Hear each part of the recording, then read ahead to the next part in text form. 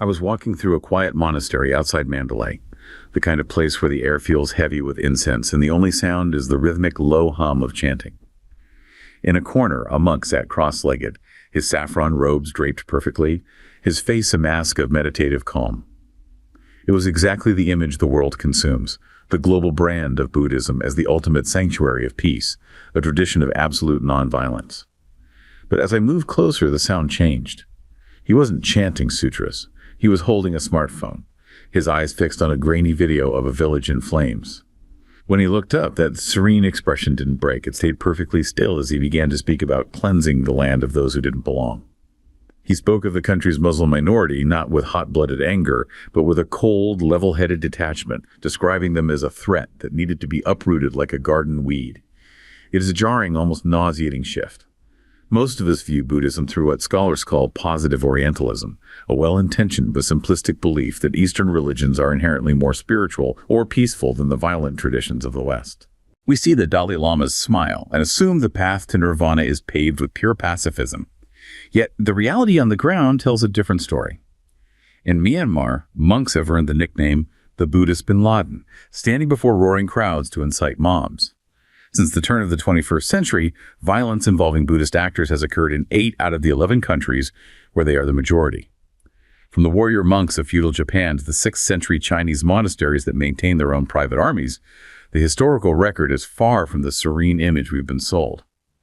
How does a faith founded on the absolute refusal to harm any living being become a weapon for nationalist fury? How does the saffron robe become the uniform of ethnic cleansing? This isn't just a simple contradiction. It's a deep, violent paradox that has been hiding in plain sight for centuries. Okay, let's unpack this. That introduction is deeply challenging, not because it contradicts Buddhist doctrine, but because it so forcefully demolishes the popular image we all have of the faith. So today we are diving into what we're calling the paradox of the saffron robe, exploring how a tradition centered on ahimsa, absolute nonviolence, becomes a powerful, modern tool for ultranationalism and even ethnic cleansing. It really is an essential deep dive, and the core issue lies in challenging that scholarly concept you introduced, positive Orientalism. Right. It's this tendency, and it's often well-intentioned, to romanticize or simplify Eastern traditions.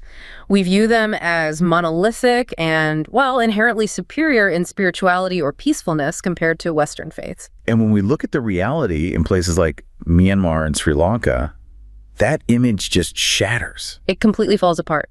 You see that Buddhism, like any major institutional religion, is subject to political dynamics, to state manipulation, and just the basic human impulse toward identity and conflict. So if we strip away that romanticized view, we have to acknowledge the sheer scale of this problem. This isn't just about a few extremist fringe groups, is it? Oh, far from it. When we examine the contemporary landscape, the pattern is systemic. It's not an anomaly. Well, what do the numbers say? Since the turn of the 21st century, violence involving Buddhist actors has occurred in 8 out of the 11 countries where Buddhists constitute the majority population. 8 out of 11. 8 out of 11. That number, it suggests this phenomenon is not an aberration. It's a persistent structural risk whenever religious identity intersects with vulnerable minorities and nationalist politics. Before we jump into those modern flashpoints, what does history tell us? Did this paradox emerge recently, or have there always been versions of, for lack of a better term, militant Buddhism? The historical record absolutely supports the idea that the institutional form of Buddhism has always been profoundly political. And because of that, it has always been capable of militancy. That serene image is a very modern and frankly selective reading of history. So what are some examples? Well, if you look at feudal Japan, you had these powerful complexes of warrior monks, the Sōhei. They fought not just defensively, but offensively. They held significant political sway and would engage in territorial conflicts against rival temples or even political factions. Wow. And what about China? Or consider 6th century Chinese monasteries. These weren't just little quiet places of worship. They were vast economic and social centers that maintained their own private armies. Private armies. Yes.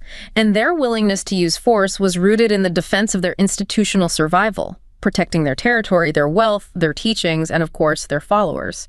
So the religious institution itself, when it accumulates enough power and territory, it starts behaving like a state within a state. Precisely. Its primary duty, in a practical sense, becomes ensuring the continuity and prosperity of the Sangha, the monastic community, and all its physical holdings. And historically, that has often necessitated the use of force. Which then gets ideologically framed as what? A defense of the faith. A defense of the Dharma itself. And this is what sets the stage for how religious identity can be leveraged and weaponized today by political dynamics and state interests. And that leveraging mechanism is really key here. You highlight how political leaders use religious favoritism to create a dangerous feedback loop that grants them spiritual legitimacy. Can you walk us through how that mechanism works on the ground, especially in polarized nations? It's a highly effective mechanism because it makes policies virtually unassailable. So when a state openly favors the majority faith, through preferential treatment in law, massive state funding for temples, or making a specific religious identity equivalent to national identity, it immediately reinforces the ruler's own position. And Crucially, it wraps state policies, even the most discriminatory ones, in this powerful aura of spiritual legitimacy. Which makes it incredibly difficult for internal dissenters or opposition parties to challenge those policies. How could they? They'd immediately be branded as anti-faith or anti-national. So the policies become morally righteous, divinely sanctioned even. Exactly. And this strategy is incredibly successful in gathering widespread support from the religious majority. This is how the identity of the dominant faith becomes actively weaponized by the state and by ultranationalist groups, leading almost inevitably to the systemic exclusion and dehumanization of minorities. Okay, let's apply this directly to the modern cases we've seen, starting with Myanmar and the systematic denial of rights to the Rohingya. The source material suggests this is an explicit state-backed strategy. The situation in Myanmar is a devastating, crystal-clear example of this political weaponization. The Rohingya Muslim minority has faced a systematic, decades-long denial of their rights. And it wasn't always this way, right? That's the crucial point. This group was officially recognized as a distinct ethnic group by the democratic government back in 1954. But their identity and their very existence have been relentlessly challenged and denied by successive military regimes who are just looking for political leverage. And they frame this whole campaign how? The entire campaign frames ultranationalism as an existential defense of the Golden Land against some kind of foreign invasion or moral pollution. And the outcome has been terrifyingly focused. Since the major conflicts reignited around June 2012, the Rohingya have borne the overwhelming brunt of the violence. I mean, in the worst periods of conflict, they account for over 90% of the total deaths, property destruction, and forced displacement. 90%. That's not a conflict. That's a targeted campaign. It demonstrates a campaign of ethnic cleansing cloaked in religious rhetoric. And the clergy, the Sangha, play a central role in driving this engine of hatred. It seems like it's even more active than just providing tacit state support. How influential are these monks in fueling this ultranationalism? Their role is utterly central, and for a community ostensibly devoted to non-harm, profoundly disturbing. Influential Buddhist clergy have become direct, active threats to the Rohingya. So the military regimes have basically outsourced the ideological work? They've effectively outsourced it to ultranationalist Rakhine Buddhists and certain monastic groups. They use the opiate of identity not for spiritual transcendence, but as a potent political tool. It unifies anti-Muslim citizens and, critically, it diverts public focus away from the military's own political repression or the nation's severe economic problems. Can you detail the specifics of their activism? I mean, we know they incite crowds, but how do they obstruct help or directly participate in systematic exclusion? They don't just stand on a soapbox, they actively interfere with the functioning of basic human welfare. We have seen influential monks openly criticize, picket, and physically obstruct aid distribution to displaced, starving Muslim Rohingya in refugee camps. So actually block roads. They might organize blockades on roads leading to camps, intimidate aid workers, even those from international NGOs, or use sermons, which are then disseminated widely through social media, to frame any relief effort toward the Rohingya as an act of treason against the Buddhist state. They actively work to ensure the minority suffers, framing their extreme ultranationalism as this eternal, necessary defense of the purity of the Dharma and the Golden Land. It's truly shocking, actively working against the very concept of compassion, of karuna. Let's pivot to Sri Lanka. The problem there seems to be more deeply entrenched, somehow surviving multiple democratic transitions. What makes the ethno-religious violence in Sri Lanka so persistent? The persistence in Sri Lanka demonstrates that these issues are deeply systemic. They're embedded in the national identity far beyond the immediate ruling party. So a changing government doesn't fix it? Not at all. Even the election of Maithripala Sirisena in 2015, who was supported by religious minorities and promised reconciliation, failed to halt the violence. The issue stems from these deep-seated prejudices and beliefs that just transcend simple political support. And those prejudices, you suggest, are driven by what is called the Sinhala-Buddhist entitlement complex and existential fears. Exactly. The roots of this lie in a profound sense of historical exceptionalism. Sinhala-Buddhists trace their history back to a myth that they are the only true custodians of pure Theravada Buddhism, having been protected by the island itself. Which creates a deep psychological entitlement complex. Where they believe Sri Lanka rightfully belongs exclusively to them.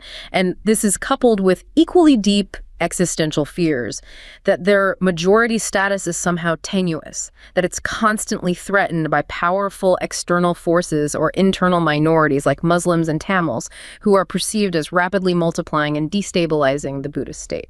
So even though they are the clear majority, they feel perpetually under siege. That constant perceived threat is what drives these aggressive actions, which are then framed as preemptive defense. And a major factor that enables all of this is the extraordinary exceptionalism that's granted to the Buddhist clergy. How does that exceptional status manifest in concrete legal or political terms? It creates a situation where monks, even those involved in overtly militant actions, like Nana Sarathera, the leader of the radical Sinhala-Buddhist nationalist group, Buddhu Balasena, or BBS, are often placed above the normal rule of law. So their robes give them a kind of de facto legal immunity. Functionally, yes. We have seen examples where Yanasara was arrested but then granted bail remarkably quickly despite openly defying law enforcement, engaging in hate speech, and committing acts that would land any ordinary citizen in prolonged legal trouble. And that sends a message. It highlights a profound, deeply ingrained reluctance across the political and judicial spectrum to prosecute monks. And this reluctance, in turn, tacitly legitimizes the anti-minority campaigns led by groups like the BBS. So that silence, that reluctance to prosecute, acts as an indirect endorsement. It reinforces the authority of these militant groups. Absolutely. And even when influential senior figures within the saga might express disapproval of the aggressive methods used by the BBS, they might say they are undignified or overly crude, they rarely condemn the underlying goals.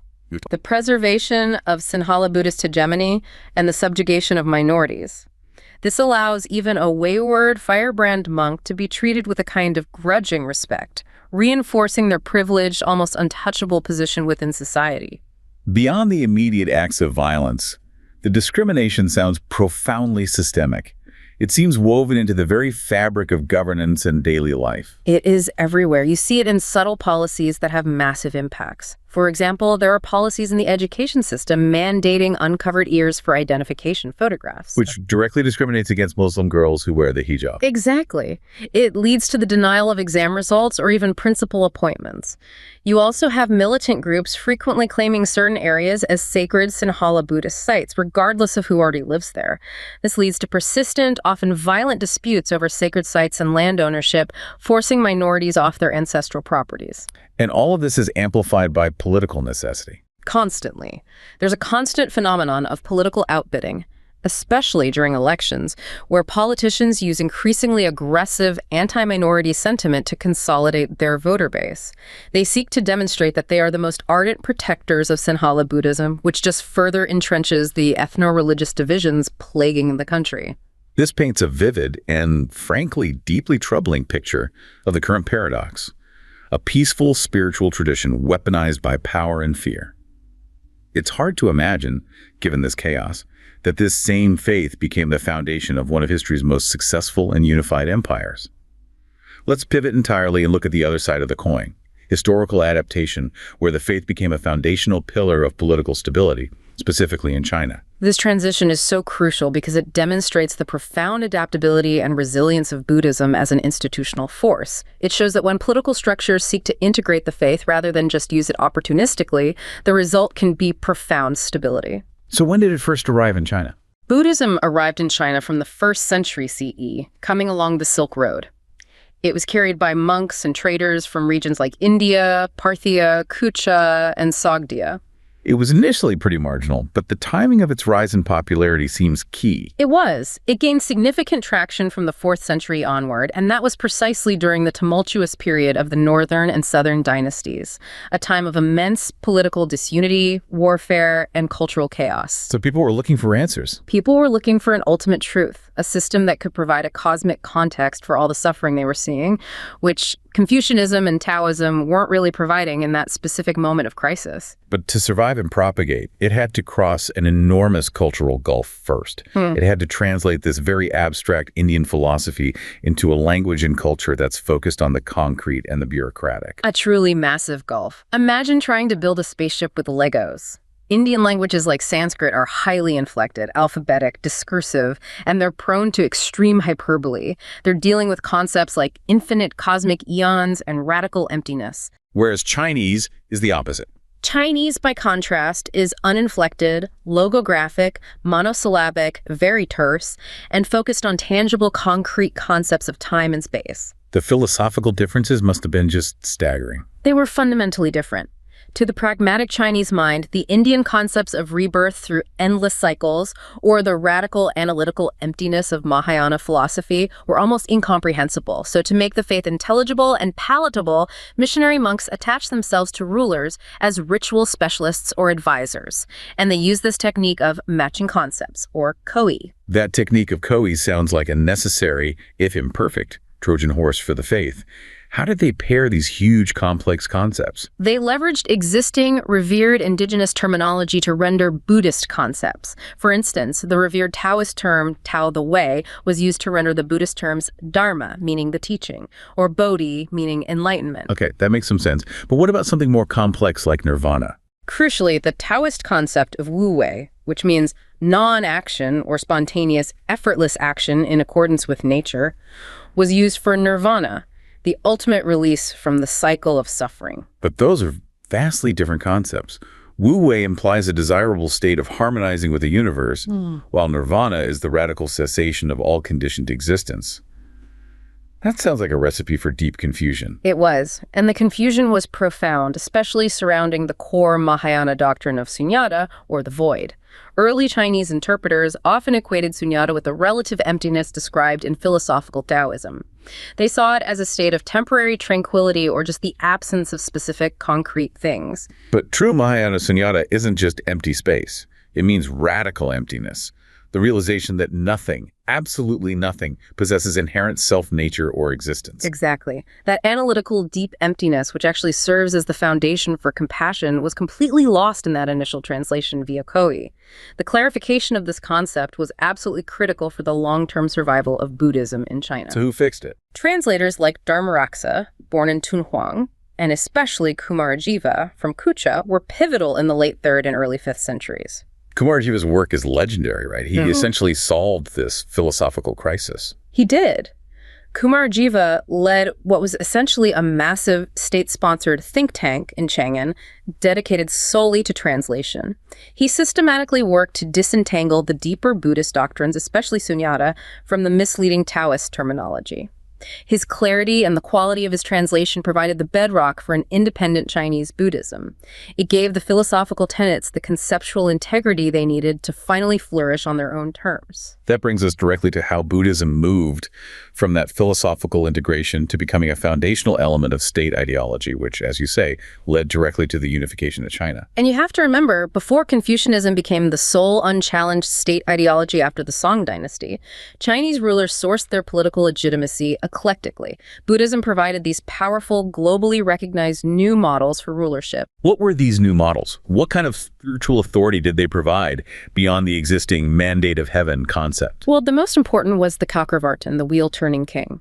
This ideal ruler governs not through brute conquest or inherited right alone, but through righteousness, through dharma.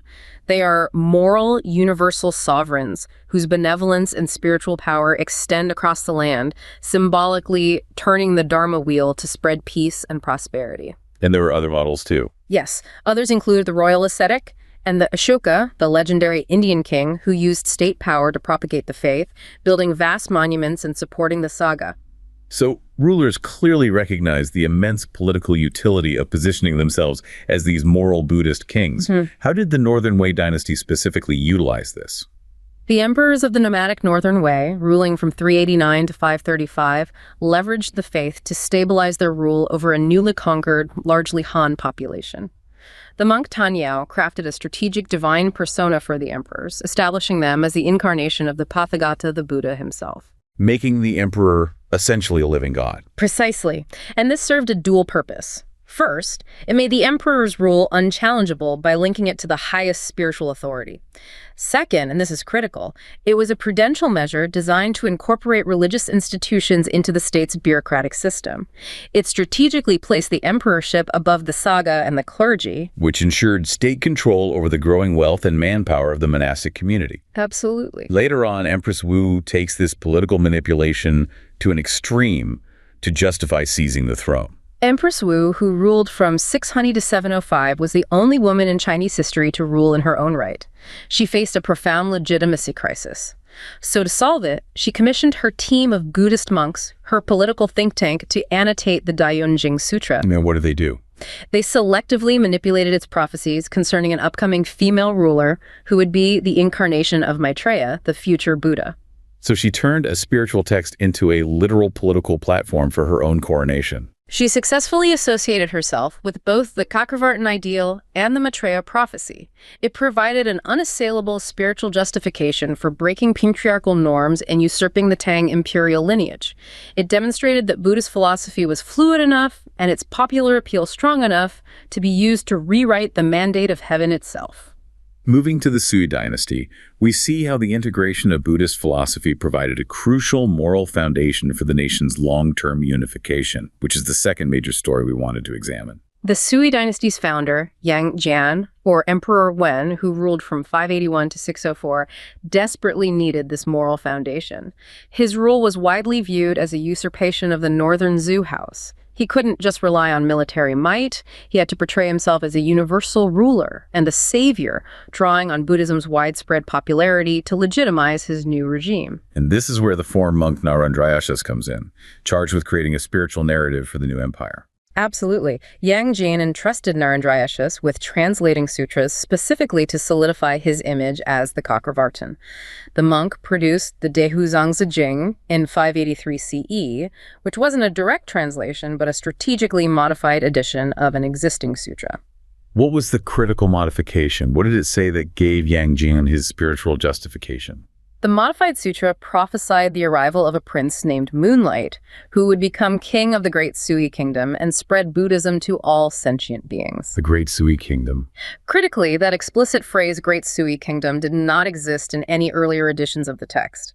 By inserting this specific timely reference, the prophecy became a theoretical justification for Yang Jian's future military conquests, especially his successful invasion of the southern Chen dynasty in 589. So his military action was framed not as an act of brutal conquest, but as a predestined, morally benevolent campaign to extend harmony and propagate the Dharma. Precisely. He was positioned not merely as a warlord, but as the chosen protector of the Dharma, a justification far more powerful and enduring than any traditional Confucian argument about the mandate of heaven. And he also styled himself after King Ashoka, didn't he? He consciously emulated him. Between 601 and 604, he initiated this massive nationwide project distributing sacred relics and constructing pagodas. It was a direct mirror of Ashoka's reputed 84,000 relic pagodas. An immense public works project framed as a spiritual act. Yes, and this was all publicly endorsed by monks who reported miraculous signs associated with the relics. This solidified his status and offered the essential moral foundation for the long-term unification and stability that followed under the Sui and then the Tang dynasties. Beyond the emperor's grand ideological use of the faith, monks also served in highly practical political roles as advisors, this archetype of the sage teacher. That figure seems to have been particularly important during chaotic periods. The sage teacher, or Wangdao, was a key figure in Chinese politico-religious culture. They were revered spiritual and political advisors who provided guidance on rulership, and, most importantly, during unstable times, they prophesied changes in the mandate of heaven, offering the ruler a sense of strategic foresight. The monk Fo Tudang, who served the nomadic Ji ruler Shila during the brutal later Zhao regime, perfectly embodies this figure. Pho Tudang, a Central Asian monk from Kucha who lived from 232 to 348, served Shila for over 3 decades. Now, Shila was an illiterate nomadic ruler. He struggled with abstract philosophical concepts. So preaching about sunyata wasn't going to work. Not at all. Pho Tudang understood that to gain influence, he had to position himself as a wonder worker to demonstrate Buddhism's immediate practical utility. What kind of demonstrations earned him the ruler's trust? He provided practical demonstrations that were essential for an agricultural society and for military strategy. He could make rain during droughts, he could heal illnesses, and most critically, he could predict the future. Can you give an example? One famous account says that Shile was preparing for a major battle and was worried about a lack of water. Pho Tudang struck a rock with his staff, and a spring immediately burst forth. He demonstrated control over nature. He became the regime's chief strategist, instructing Shile on ruling with virtue, or dehua, to ensure the longevity of his dynasty. And his ability to foresee the future must have been incredibly valuable, cementing his semi-divine status. Absolutely. He was renowned for his ability to predict key events, often shrouded in cryptic language. For example, he correctly foresaw when Shile's successor, Shihu, would die, and the eventual collapse of the later Zhao regime predictions that were later confirmed by events. This cemented his position as the ultimate trusted royal counselor who could interpret celestial signs and provide divine guidance, making him a central figure in the court's decision-making. Other monks served in similar roles, perhaps less grand, but equally important to the functioning of society, acting as general ritual specialists. Yes, they adopted the role of the Han-era fengshi, or ritual specialists. Many monks, both foreign and Chinese, provided essential services like divination, healing, and rainmaking. For instance, Master Shi, another Central Asian monk, was renowned for possessing a powerful spell to summon the Dragon King to make rain during droughts. Which shows a certain adaptability. It shows the adaptability of these foreign monks. They recognize that fulfilling the immediate practical religious and social needs of the Chinese population was vital to gaining acceptance and serving as a crucial support for the ruling class. This shifts our focus to our first story. The monks as the administrative glue that held society together during periods of collapse. And this is where the concept of the Buddhist institution as an economic entity really comes into play. This mundane, essential work often goes unseen when we only talk about theology. During the chaotic Northern Wei dynasty, the state infrastructure often fragmented. Buddhist monasteries stepped in, effectively becoming the primary local administrators. Right, they were critical pillars for maintaining social order. They maintained social order, they preserved cultural continuity, and they transformed disorganized wild lands into organized, functioning communes. They were performing government functions when the government couldn't. Exactly. The monasteries kept records of family land, they managed resources, they provided essential services like seeds when crops failed. They performed the tedious administrative work that prevented total cultural collapse and just kept society functioning. This highlights Buddhism's role not just as a spiritual refuge, but as a practical, stabilizing force for social welfare and continuity during centuries of intense warfare and political upheaval. Okay, so if the monasteries were so powerful in administration and providing social services, they must have become these immense centers of economic activity and wealth. And that accumulation of wealth always creates anxiety for the state, especially concerning taxation and manpower. That's the tax haven paradox. Monasteries acquired vast tracts of land and wealth, and monastic status itself was a major tax haven. Furthermore, it attracted large numbers of people who were seeking to escape taxation, or corvée, which is forced labor, by registering as monks or as servants of the temple. Which led to widespread abuse and state anxiety. Immense state anxiety. The state was being deprived of both revenue and manpower, which were critical for the military and for public works. So how did the Northern Wei, which was fiercely committed to consolidating state formation and fiscal control, address this massive manpower drain and wealth concentration? They couldn't just afford to ignore thousands of people disappearing into the monastic life. Well, they adopted a strategy of strapping, or tight regulation, after a brief attempt at stripping, which was a persecution in 446 CE, failed. The state introduced tight administrative controls, including mandatory monastic registration. A census in 477 CE recorded 77,258 monks and nuns. But the brilliant stroke was addressing the tax haven issue. By creating new, legally recognized categories of taxpayers that were explicitly tied to the monastic structure. So if they couldn't tax the monks themselves, they found a way to tax people through the monastic system. What were these new categories, and how did the state benefit financially and fiscally? The first category was the saga households. These were typically affluent farmers or resettled captives. They weren't monks, but they were formally required to contribute a heavy yearly tax in grain and silk, which was officially earmarked for local monastic administrations to distribute to the needy or use for temple upkeep. What was the state's benefit there? It was twofold. First, it formalized taxation on populations, like recently conquered captives who might otherwise have resisted the ordinary household registers. And second, it created a social welfare system that the state could claim credit for, but didn't have to fund entirely. So they essentially co-opted the charitable work of the monasteries and put it on a state-mandated fiscal footing. What about the second, even more innovative category? That was the more radical one, the Buddha households. This category was specifically made up of convicts, criminals, and state slaves. Their duties were ostensibly temple maintenance, but the legal requirement was explicitly stated as working the fields and bringing in the grains.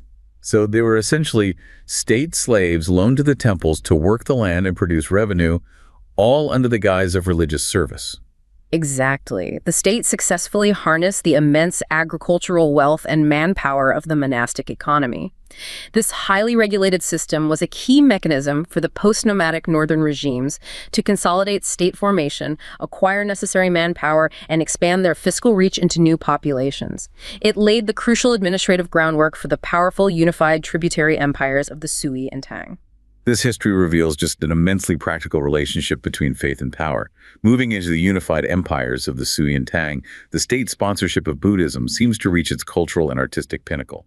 Absolutely. The reunifying Sui and then the Tang dynasties deliberately patronized Buddhism. They saw it as the perfect instrument for culturally knitting together the formerly fragmented North and South. The Tang era is really considered the mature era of Sinicized Buddhism. Buddhist ritual became integral to all state observances, from accession ceremonies to elaborate ancestor worship rites. And this integration led to some truly stunning cultural and technological achievements. Indeed. It's during this era that we see the creation of the massive Longmen grottos, which were heavily patronized by Empress Wu, designed to project both spiritual and imperial power. And on the technological front, we have the printing of the Diamond Sutra in 868 CE. Which is the oldest dated printed book in human history. A testament to the power of the Dharma driving technological innovation. Buddhism really permeated the daily lives of the mighty and the humble alike. Finally, let's turn to our third story and the legacy of this deep integration in modern times. Despite the decline of the Tang and the subsequent rise of Neo-Confucianism, Buddhism remained embedded in the cultural DNA. How does this shared spiritual history translate into current policy and international relations, particularly in the context of diplomacy? The legacy remains incredibly potent, especially today. Modern revitalization efforts are focusing on leveraging this shared spiritual history for peaceful international dialogue and diplomacy. The current focus on revitalizing the ancient trade routes, what's often referred to as the Silk Road Initiative, explicitly uses this shared history as a profound cultural bridge. So this cultural diplomacy seems designed to find a common ground that can bypass modern political tensions. That is precisely the goal. For instance, you have archaeological discoveries revealing identical Buddhist statuary in disparate places like Luoyang in China and Samarkand in Uzbekistan. This highlights a shared spiritual DNA across diverse cultures. It demonstrates a deep historical commonality that can be evoked to foster trust and dialogue, even when political systems diverge today. It's an effective way to say we share thousands of years of intellectual and spiritual exchange. Right. And the history shows that diplomatic relations were built on these shared spiritual traditions from the very beginning. Can you give an example of that? Absolutely. Think of the 7th century, when Princess Wencheng married into the Tibetan royalty. She brought with her, among other things, Buddhism and the sacred 12-year-old Buddha statue. This cultural and spiritual exchange laid the foundation for diplomatic relations that were rooted in shared faith, providing a historical precedent for modern cross-border cooperation. And we even see evidence that this type of engagement can heal deep historical wounds, such as between China and Japan after World War II? Yes. Despite the brutal conflict of the 20th century, Buddhist contacts in the 1950s and 1960s were instrumental in contributing to the normalization of Sino-Japanese relations. They utilized shared religious legacies, Chan or Zen Buddhism, to foster collaboration and build trust. It demonstrated the religion's capacity to transcend devastating political conflict. And this continues today. Today, the Chinese Buddhist Association is actively used by the current government to strengthen friendship and cooperation with Buddhists in other countries, explicitly linking these efforts to the shared spiritual history of the Silk Road. So bringing all this detailed exploration together, we started with a profound, violent paradox in Myanmar and Sri Lanka, and we've ended with the historical and modern success story of China, where the faith provided stability, unification, and diplomatic cohesion. What is the final overarching takeaway about the nature of Buddhism as a political force? I think the final synthesis is that the path of Buddhism is fundamentally political and adaptable, not simply peaceful. While its core spiritual tenets like metta, loving kindness, and karuna, compassion, offer these universal virtues, its institutional form is a massive force multiplier in the world of power. Every state, every political system must either successfully harness that power or try to resist it. And the outcome depends entirely on how that power is deployed. Exactly. Whether it becomes a weapon for nationalist fury and ethnic cleansing, as we detailed in Myanmar and Sri Lanka, or whether it becomes a foundational pillar for enduring state stability and international diplomatic engagement, as exemplified historically and currently in China, depends entirely on the political and cultural structures that interpret and deploy its immense influence. The history of Buddhism is ultimately a history of profound political engagement, survival, and adaptation.